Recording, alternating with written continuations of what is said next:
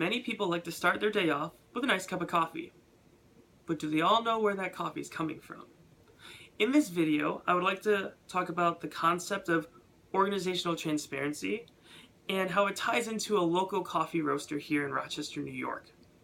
I thoroughly believe that the coffee roaster Joe Bean is doing their best to make strides towards more organizational transparency. In this video, it will include the concept breakdown of what is organizational transparency, my own case and interaction with Joe Bean coffee roasters, and a little bit of advice that I'd like to give them of how they could be more transparent when it comes to their coffee. Now, what is organizational transparency? Organizational transparency is the concept of being very open about what happens in the dark. So, for example, the things that not everyone wants to see. One example of poor organizational transparency is Starbucks and their coffee.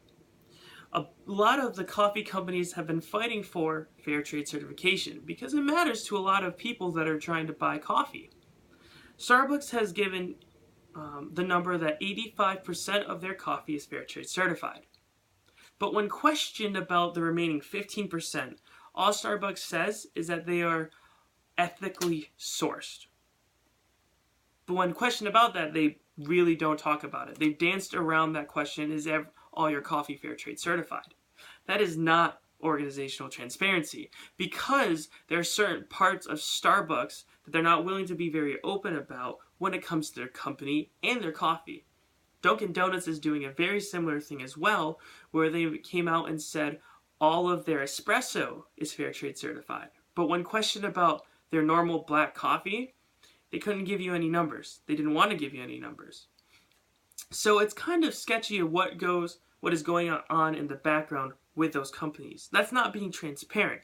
Being transparent is showing all the process, making sure that everyone knows, the consumer, what is happening with their product and how their employees are being treated.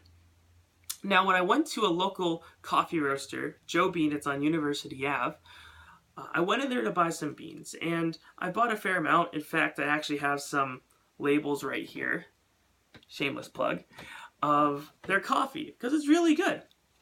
So I went in there one day going to buy a new coffee that I saw they posted it on Instagram that just been roasted within a couple days, and I was talking to the barista about it and how he was very excited about this coffee that they had just roasted. He was saying how the reason why they named the coffee its name is called the Colombian Robusto was because of the farmer that it came from. And he went on talking about how Joe Bean as a company really wants to show its consumers where their coffee is coming from, making sure that they all know that their coffee is fair trade, but more than that, all the people that are working for the coffee plantation, that they're getting paid a fair wage. Because it's very easy to be exploited with this coffee process. That's why a lot of coffee companies are not fair trade, because in order to be fair trade, that means the people that are coming from the plantation, they're making more money, which means less money for the company. But Joe Bean is trying to do their best to break down that wall, to say, hey, when you buy our coffee, this is where it's coming from. These are the workers who work there. In fact, Joe Bean has flown down to the regions where they buy their coffee from and have interacted with the farmers, the people on the fields. They've done a lot of things to bring more transparency, and they've published it in a journal on their website. And so when I heard this, it was so encouraging to me because I care about where my coffee's coming from. I also really like really good coffee, which they put out an amazing product.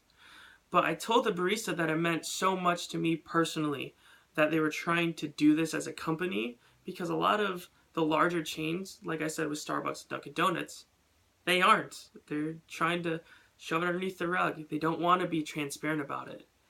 And I said, I'll continue to come here and buy your beans and buy your coffee because I know how much being transparent to the customer means to you. And the barista just looked and he smiled and he goes, you have no idea how much this means to me. Because we really want to have all our customers feel this and experience this. So a little bit of advice for Joe Bean.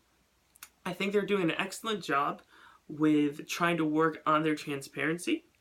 When I first went to find that journal, I was looking actually on the website for a friend to send them coffee, and it said, read about it in our journal, and I couldn't find the journal.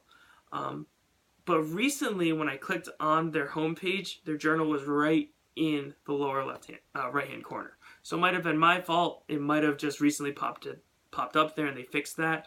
I don't know, but that helped a lot because I was confused about it. But what I think that they could do much better is that for the labels that they create, notice how they have the name of their coffee, the flavor profile, and the region where it came from.